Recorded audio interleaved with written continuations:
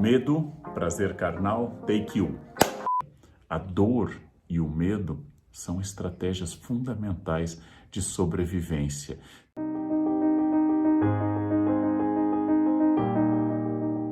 O medo em si não é negativo. O medo é uma reação instintiva, fruto da evolução da nossa espécie e motivo da nossa sobrevivência.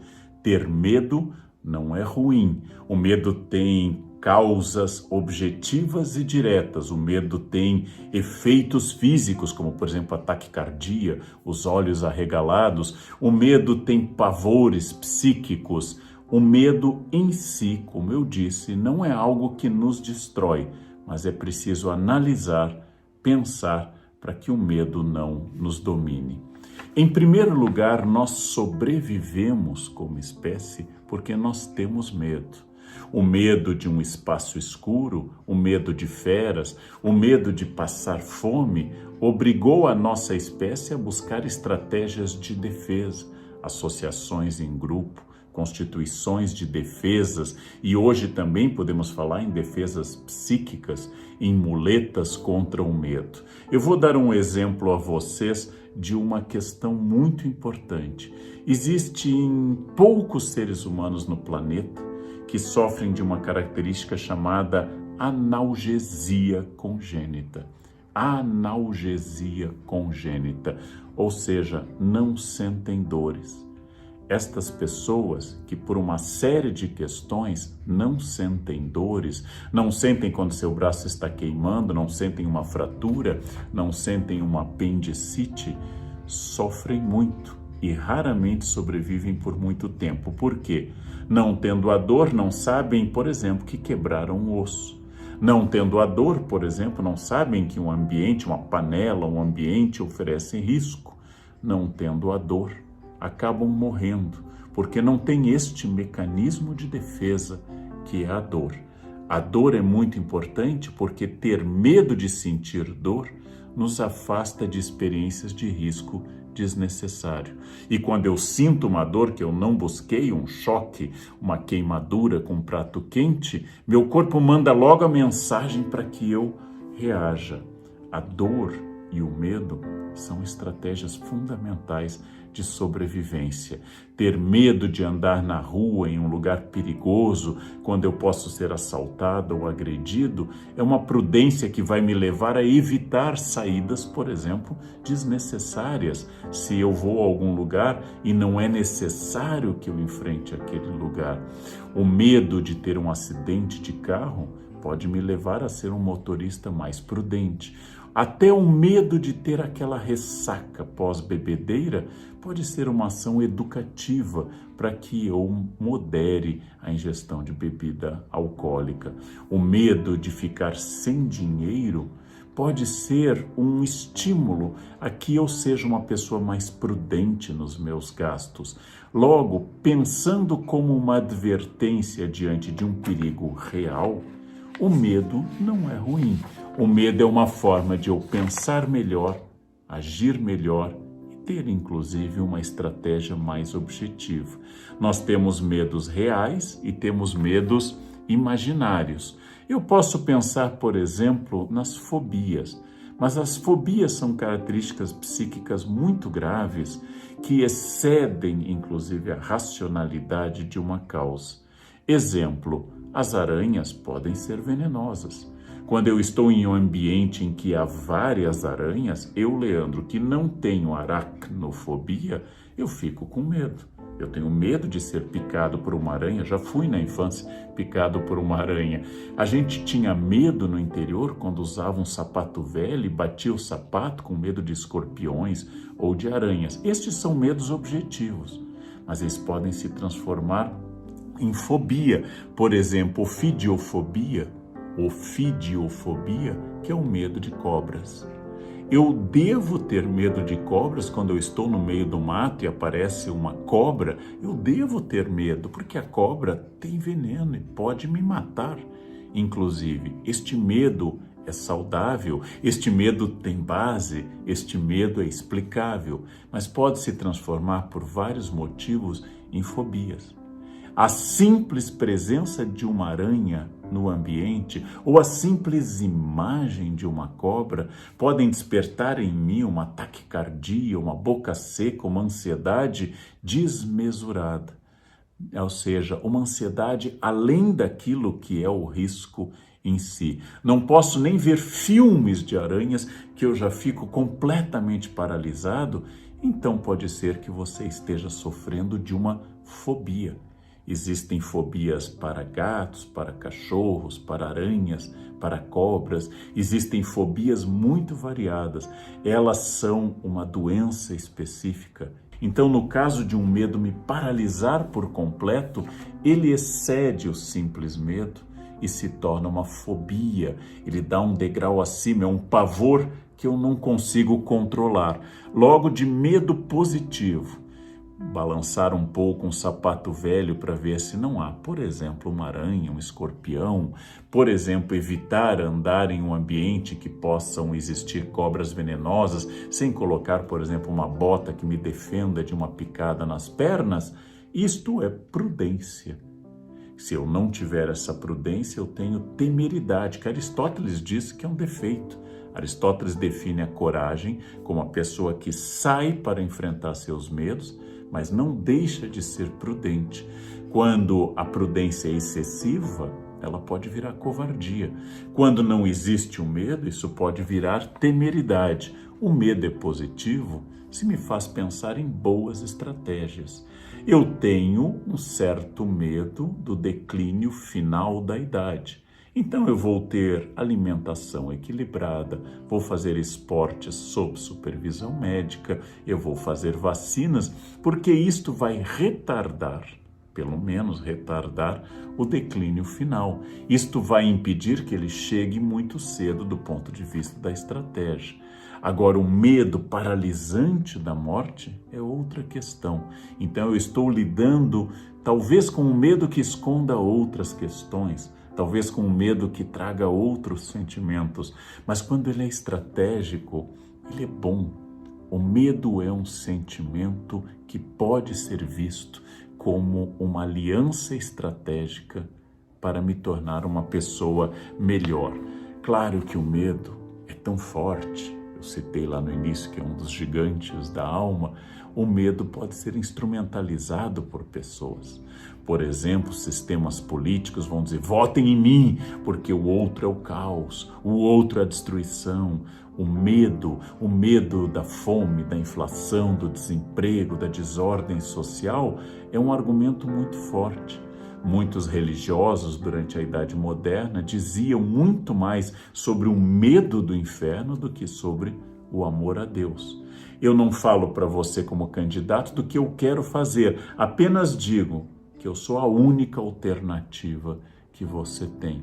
Então eu estou usando o medo como uma forma de controlar as pessoas. Os pais que assustam crianças com medos, na minha infância era o homem do saco que passa na rua e vai pegar crianças. Os pais que assustam crianças para que ela não faça algo perigoso ou que seja obediente, utilizam o medo como estratégia de controle. É muito eficaz. O medo é muito eficaz como estratégia de controle.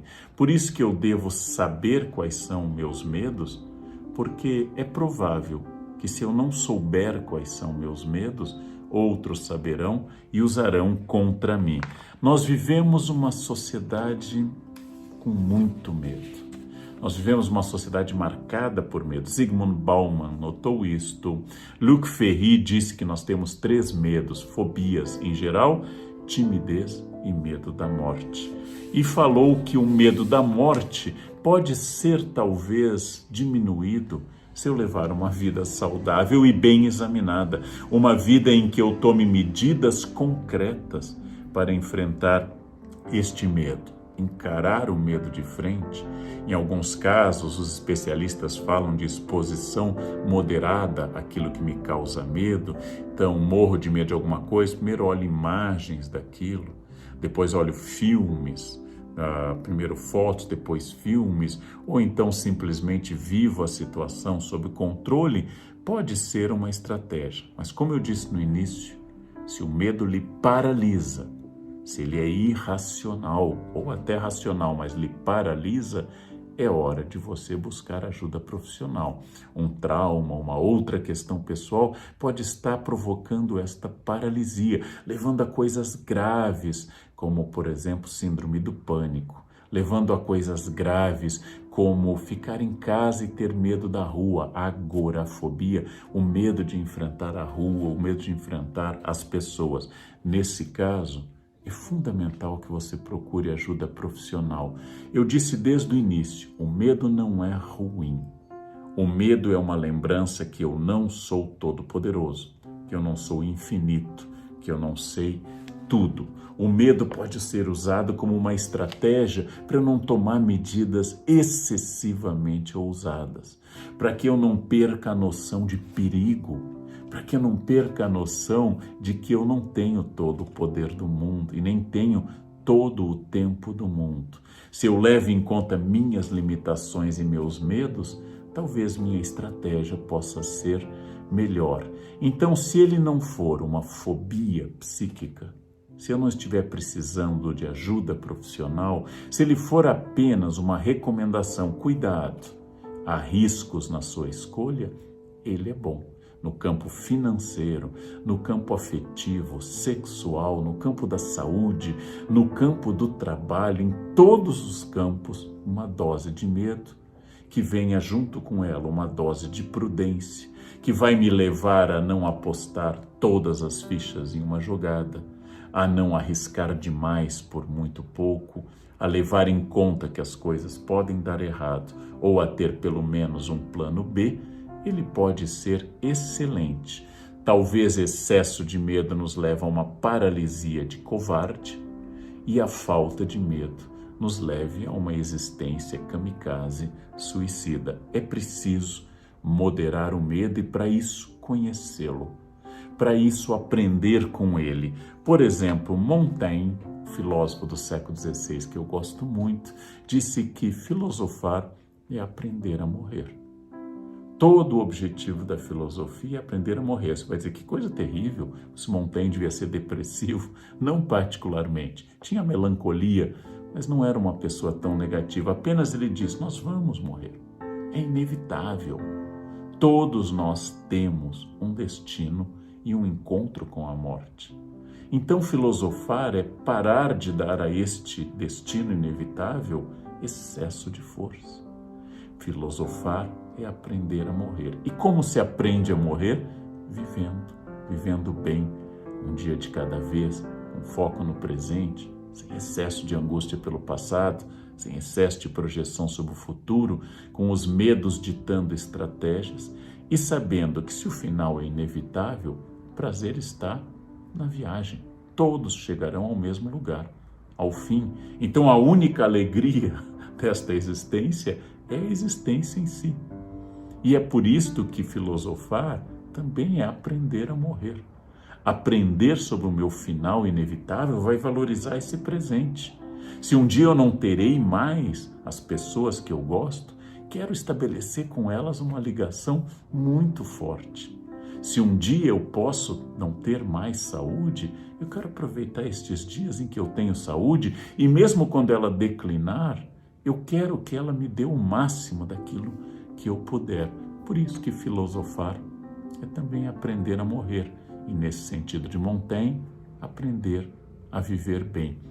Tem uma outra frase do Spinoza que eu li em Luc Ferry, não li em Spinoza, foi Luc Ferry que me ensinou essa frase. O sábio morre menos do que o tolo. É muito interessante essa frase. O sábio morre menos do que o tolo. Por quê? O tolo morre muitas vezes. Morre, inclusive, por causa do medo. O tolo sente o medo a todo instante, o medo o domina. O sábio só morre uma vez, naquela vez definitiva, que nos espera a todos. Sócrates foi um homem ousado, corajoso, questionador, e morreu uma vez, condenado à morte pela sociedade ateniense. O covarde é aquele que vai morrer várias vezes, vive morrendo, e em função do seu medo não adquire prudência, adquire covardia. e acaba não fazendo nada, porque vai desagradar os outros, porque não é o que esperavam dele, porque não é isto, etc. Então ele morre muitas vezes. Por isso, o sábio morre menos do que o tolo. O sábio sabe que tem medo e é por isso que não é dominado por ele. O sábio sabe que não é imortal. O sábio sabe que não é onipotente. O sábio tem consciência da brevidade da vida. O sábio sabe que seu encontro está já marcado. E por isso o que eu tenho que fazer é que até lá eu tenho muita coisa que eu posso aproveitar. Este é o sentido que Spinoza nos dá. Por isso que eu queria dizer, tratar seu medo, se ele for paralisante, com um bom profissional, um psiquiatra, um psicólogo, um terapeuta. Ele pode ser sintoma de uma coisa muito mais grave, tratar seu medo. Mas se não for o caso de algo paralisante, aceitar o seu medo. Eu me sinto desconfortável em tal situação. Por quê? O que ela está expondo de mim? Aceitar-se como falho, como perfectível e não perfeito. Conhecer-se, sentir e olhar para seus medos. Quando faz um exorcismo no Evangelho, Jesus pergunta o nome dos demônios e eles dizem, nós nos chamamos legião. E aqui está uma fórmula interessante. Dar nome a seus demônios ajuda a expulsá-los, ou pelo menos a conviver com eles. Eu tenho medo disto, é minha característica. O que eu posso fazer para diminuir, refletir? Talvez eu vá conviver a vida inteira com este medo. Talvez não.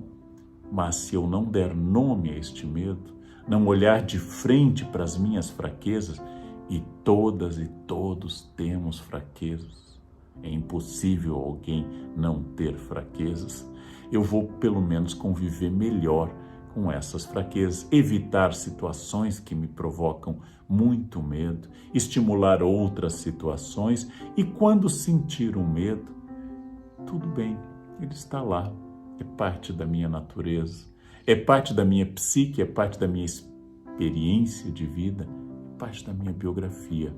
O medo não é um defeito, o medo é um sinal de alerta. Então, olhem para aquilo que o medo está dizendo. Sim, eu tenho medo de animais venenosos, porque eu amo viver. E um animal venenoso pode interromper esta vida. É o meu amor à vida que me manda a mensagem. Aquele animal venenoso pode ser perigoso. Esse medo não me domina, ele convive comigo. Eu vou pensar na vida que eu quero preservar e não no medo de perdê-la. Há uma história que eu gosto muito da peste indo para uma grande cidade no Oriente Médio e um médico a encontra no caminho e a peste diz a ele, eu vou a Bagdá matar 100.000 pessoas. O médico entende que é a missão da peste, é a missão da morte da peste. A peste volta e o médico a reencontra e então o médico questiona, você disse que ia matar 100.000, mas morreram 1 milhão com a peste. A peste responde, não, 100.000 eu matei, os outros 900.000 morreram de medo. Então, talvez eu morra de alguma peste. É bom que eu não esteja entre os 900.000, que eu não esteja entre aqueles que morreram de medo de morrer. A melhor vingança contra o medo é olhar para ele e dizer, tudo bem, eu não te convidei, mas você faz parte de mim. Vamos adiante, porque viver é muito superior.